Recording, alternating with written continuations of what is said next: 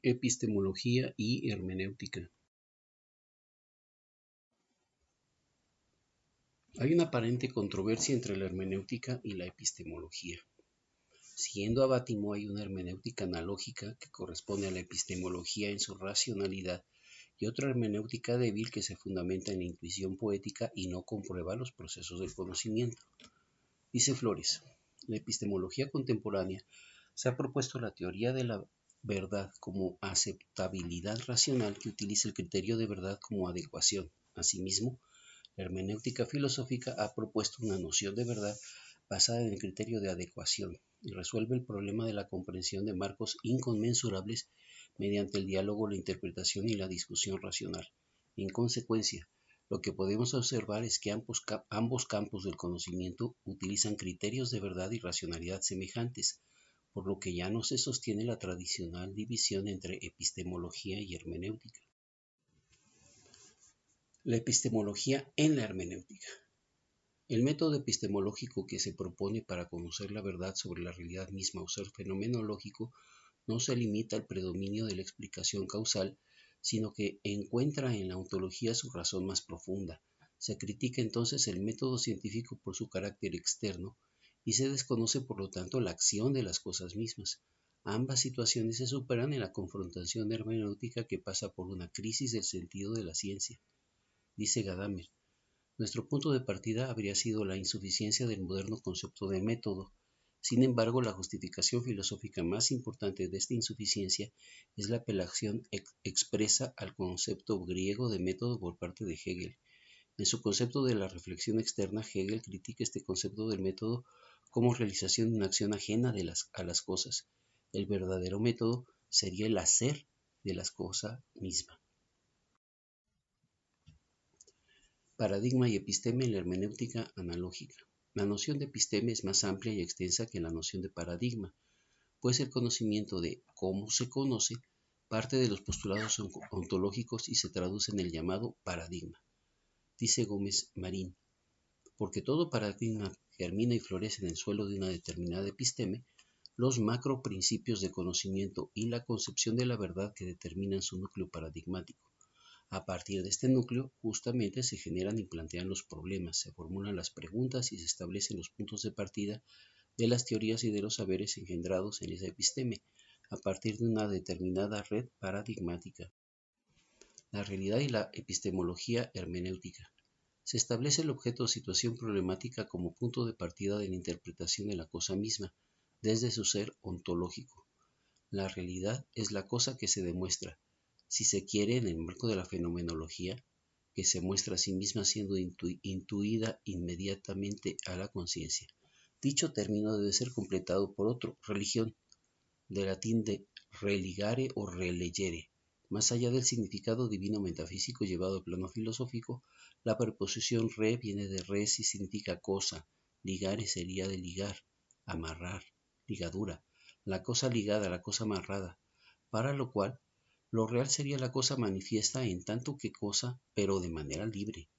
La hermenéutica no significa un procedimiento cuanto a la actitud del ser humano que quiere entender a otro, que como oyente o lector quiere entender la manifestación verbal. Siempre es, pues, entender a un ser humano, entender este texto concreto.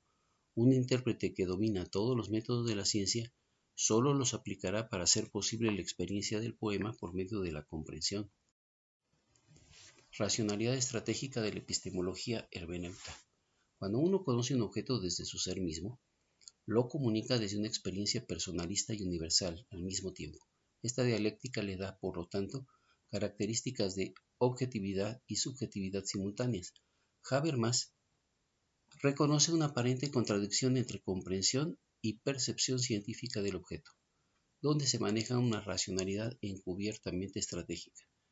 Existe, por lo tanto, una diferencia fundamental en el nivel de la praxis del mundo de la vida entre la posición de quienes se comunican de manera abiertamente estratégica y la de quienes hacen un uso encubiertamente estratégico del lenguaje y reconocen, por lo tanto, justamente eso, el primado de la formación no estratégica de consenso. Precomprensión de la epistemología hermeneuta. Habermas reconoce que toda interpretación parte de una comprensión previa desde la contextualización de la vida social dialógicamente entrabada, actualizando así de manera subjetiva, pero en comunidad, los conceptos conformadores del objeto en cuestión. Dice Villalobos, el problema para Habermas es evidentemente metodológico, por lo que afirma que la hermenéutica viene a darle a la interpretación un sentido de complementación de la ciencia, toda vez que trata de introducir criterios lógicos en la fundamentación de la racionalidad que se propone en el vínculo de problemas sociohistóricos propios de la vida en común, dependiendo del sistema del cual se trate. La verdad como adecuación en la hermenéutica filosófica. En general se ha entendido la noción de verdad en la hermenéutica filosófica, la aletheia, exclusivamente como desocultación. Sin embargo, la noción de verdad en la hermenéutica gadameriana tiene que ver con la verdad como adecuación de un enunciado.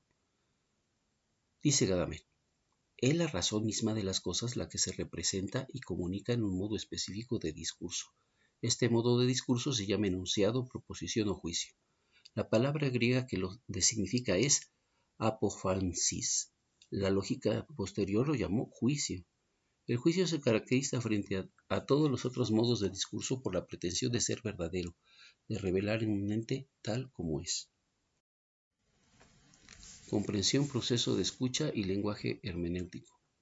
La escucha es una evidencia fenomenológica que posibilita la epistemología del objeto que se quiere entender por el hermeneuta. Se ejemplifica con la dialéctica entre el sentido que tiene lugar en el lenguaje con la comprensión del mismo por la persona que realiza el proceso hermenéutico desde el acontecer de la praxis o forma de vida. Pues terminamos viendo esto de Gadamer. Visto desde el intérprete, acontecer quiere decir que no es el que, como conocedor, busca su objeto y extrae con medios metodológicos lo que realmente se quiso decir y tal como realmente era. Esto no es más que un aspecto exterior al verdadero acontecer hermenéutico. Es el que motiva la ineludible disciplina metodológica. Fusión de horizontes e interpelación hermenéutica. No es posible entender el aporte hermenéutico sin el círculo hermenéutico que se posibilita en la fusión de horizontes. Se trata de interpelar al hermeneuta para que reconozca la verdad más originaria del objeto que se quiere interpretar y comprender. Dice Grondin, esta verdad más originaria y que hace posible la adecuación del pensamiento y la cosa es la del lenguaje mismo, y que él, Gadamer, a veces llama la verdad de la palabra, en su capacidad de descubrimiento de las cosas mismas. Es en este sentido que la hermenéutica de la fusión de horizontes se quiere fenomenológica, un descubrimiento del modo en que las cosas se ofrecen y de las cosas tal y como éstas se ofrecen.